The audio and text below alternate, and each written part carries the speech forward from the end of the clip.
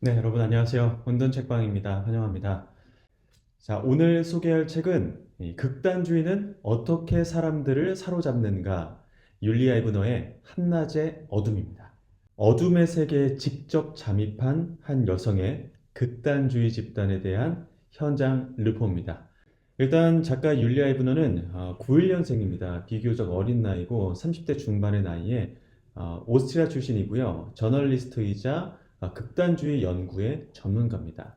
이 작가는 극단주의를 연구하다가 이렇게 책상머리에 앉아서는 극단주의라는 집단을 이해할 수 없을 것 같은데 라는 생각이 들어서 직접 극단주의 집단에 잠입을 시도합니다.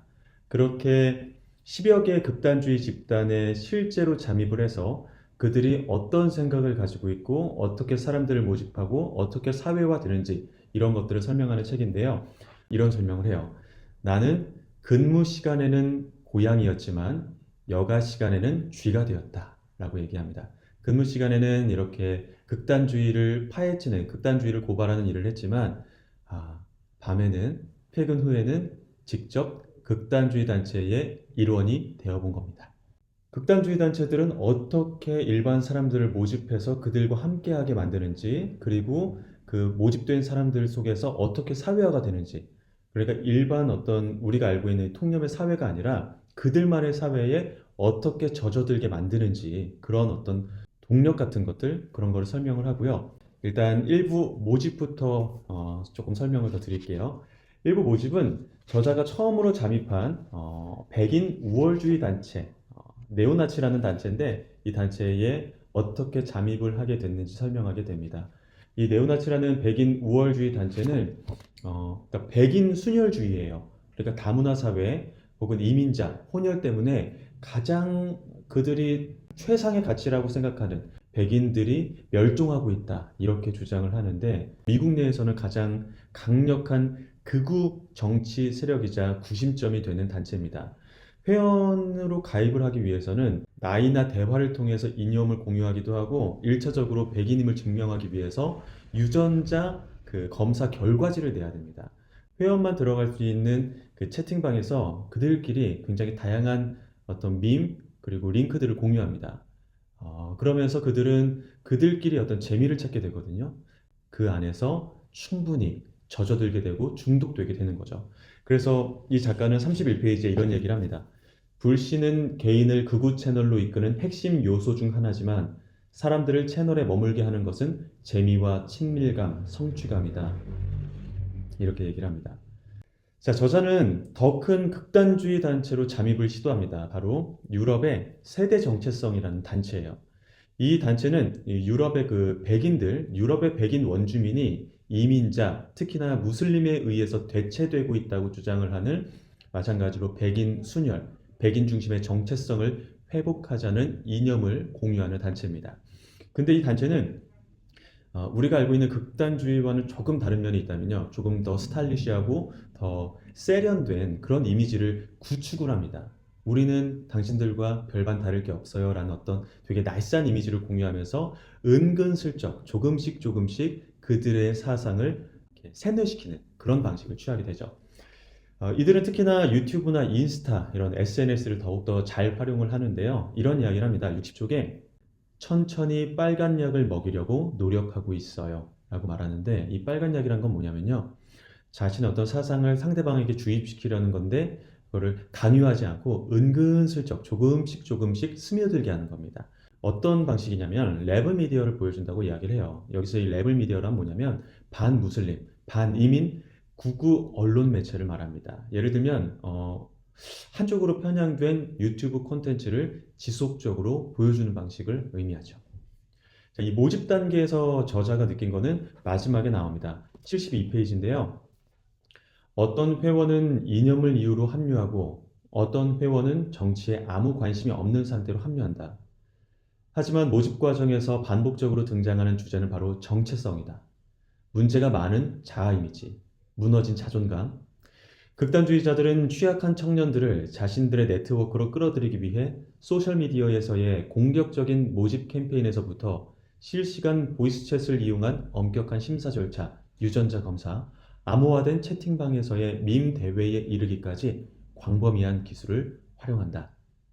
이렇게 이야기를 합니다.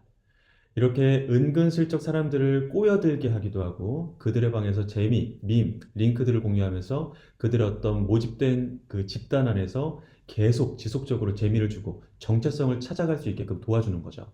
자, 2부 사회화는 일반 우리가 알고 있는 통념의 어떤 사회가 아니라 그들만의 사회, 그들만의 집단에 아주 명확하게 종속될 수 있는 그런 사회화를 말합니다.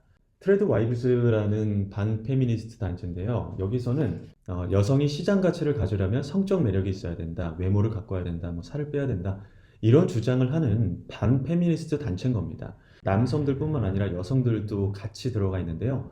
이 여성들도 이미 이 집단 안에서 사회화가 됐기 때문에 내가 남자들에게 인기가 없는 이유는 남자들의 어떤 성적 매력을 어필하지 못하기 때문이야. 계속 외모를 가꾸려고 하고 남자들에게 헌신하는 방법들을 공유하는 참 어떻게 보면은 보통의 사람들이 이해하지 못하는 그런 사상들을 공유하게 되는데요.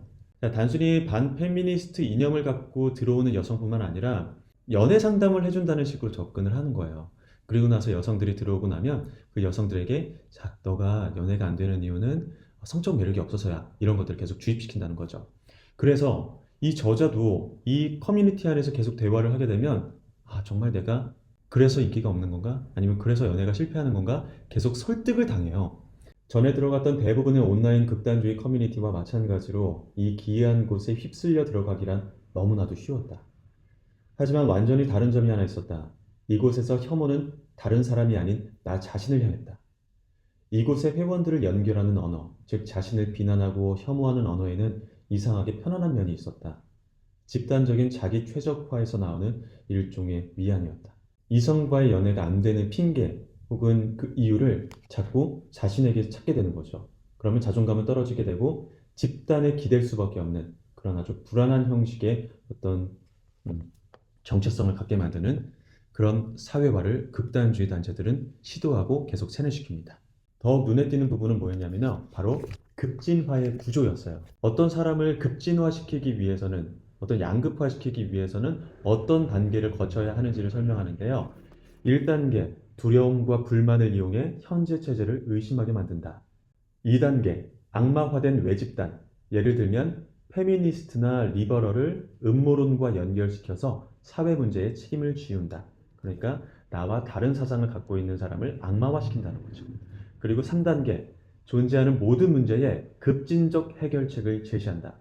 이 3단계에서는 폭력적인 성향이 나오기도 하고 굉장히 폭력적인 시위의 형태로 발현되기도 합니다. 여기에서 바로 해결책이 나오기도 합니다. 어떤 내용이냐면요.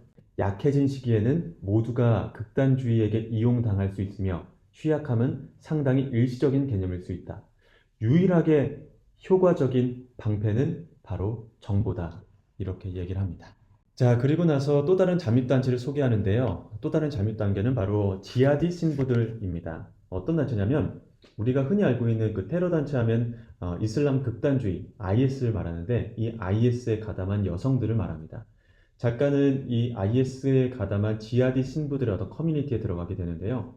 이들은 지속적으로 어떤 집단의 가치를 내면화하는 과정을 거치는데요. 우리는 한 배를 탄 사이야. 우리는 부당함에 연대투쟁하는 거야. 이렇게 이야기를 하면서 외집단의 기사들 계속 공유합니다. 그렇게 결속력을 다져서 하나의 어떤 사회화가 되면 이제는 이들은 외부 세계에 집단의 목소리를 내기 시작합니다. 자, 3부 커뮤니케이션은 그렇게 집단의 결속을 다진 이후 극우 또는 극단주의 단체들이 적극적으로 SNS 그리고 유튜브 등을 활용해서 정보전을 펼치는 장면들을 설명을 하는데요. 허위 정보를 유포하는 4가지 전략을 소개합니다.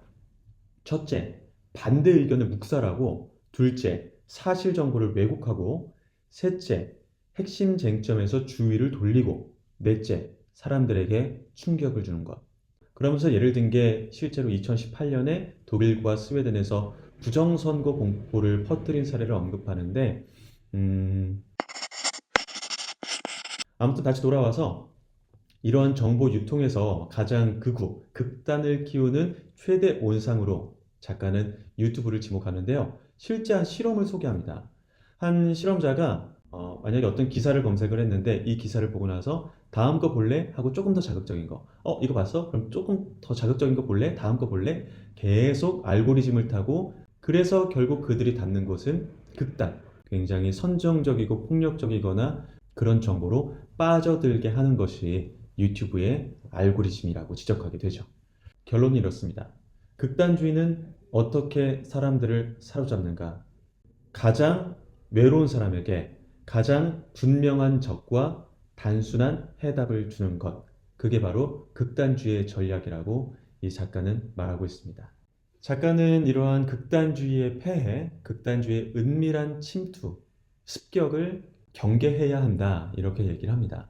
마지막으로 작가가 여러 가지 해답들을 내놓게 되는데 작가가 가장 중요하게 생각하는 것은 그 정보의 투명성입니다. 알고리즘은 우리를 알고 있지만 우리는 알고리즘을 모릅니다. 다시 말하자면 유튜브 혹은 인터넷, SNS에 나오는 정보들이 우리를 어딘가로 끌고 들어가고 있는 건 아닌지 경계심을 가지고 정보를 명확히 인지해야 한다.